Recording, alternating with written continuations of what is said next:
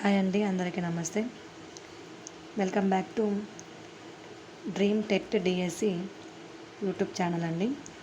ఈరోజు మనం 8th క్లాస్లో ఉన్న మాంగ్రూవ్ ఆవరణ వ్యవస్థ గురించి డిస్కస్ చేద్దామండి. చిన్న టాపిక్ ఇది. దీంట్లో ఫస్ట్ చూసినట్టయితే మాంగ్రూవ్ ఆవరణ వ్యవస్థ అనేది ఇది భూమిపై విస్తరించి ఉన్న దాంట్లోనే ఈ మడ అడవులు అనేవి చాలా ప్రముఖమైన పాత్రను పోషిస్తాయండి. భూమిపైన విస్తరించిన దాంట్లో ఈ మడ అడవులు అనేవి లేదా మాంగ్రూవ్ అడవులు అనేవి చాలా ప్రముఖమైన పాత్రను పోషిస్తాయండి. ఇవి ఎక్కడ పెరుగుతాయి అనేది చూసుకున్నట్టయితే సముద్రపు నీరు అనేది అంటే లోతు తక్కువగా ఉన్న ప్రాంతాలలోనూ సముద్రపు నీరు అండ్ మంచినీరు అనేవి రెండు కలిసే ప్రాంతాలలో అయినా ఇవి బాగా పెరుగుతూ ఉంటాయండి. ఇవి మాంగ్రూవ్ అడవులు అనేవి. వీటిని ఇంకేం చెప్పుకోవచ్చు అని అంటే మంచి ఉత్పాదక ఆవరణ వ్యవస్థగా కూడా చెప్పుకోవచ్చండి. మంచి ఉత్పాదక ఆవరణ వ్యవస్థగా చెప్పుకోవచ్చును.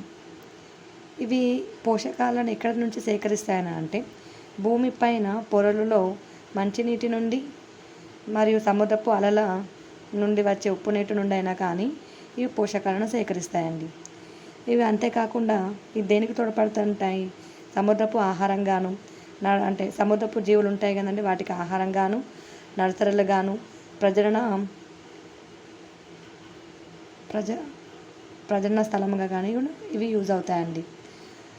ఇంకేంటనంటే ఇది కనుమరుగే జాతులు ఉంటాయి కదా, ఏవైతే అంటే అంతరించిపోయే ప్రమాదంలో ఉన్న జాతులకి కూడా ఇవి ఒక రక్షిత ప్రాంతాలుగా కూడా యూజ్ అవుతుంటాయండి.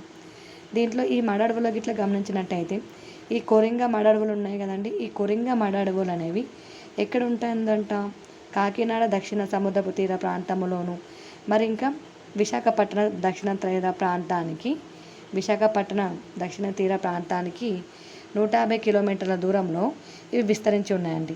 కొరింగ మడ అడవులు ఎక్కడ ఉన్నాయంట కాకినాడ దక్షిణ తీర ప్రాంతం అండ్ విశాఖపట్నం దక్షిణ తీర ప్రాంతం ఉంది కదా, 150 కిలోమీటర్ల డిస్టెన్స్లో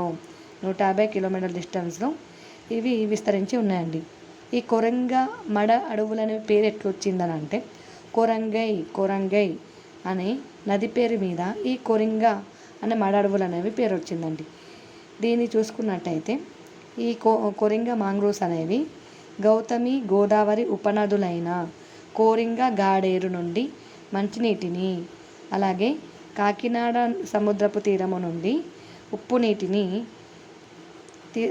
తీసుకుంటాయండి. ఈ కొరింగ మడ అడవులు అనేవి గౌతమి గోదావరి ఉపనదులైన కోరింగ గాడేరు నుండి మంచినీటిని, కాకినాడ నుండేమో ఉప్పు నీటి నుండి పొందడం అనేది జరుగుతుందండి. ఇవి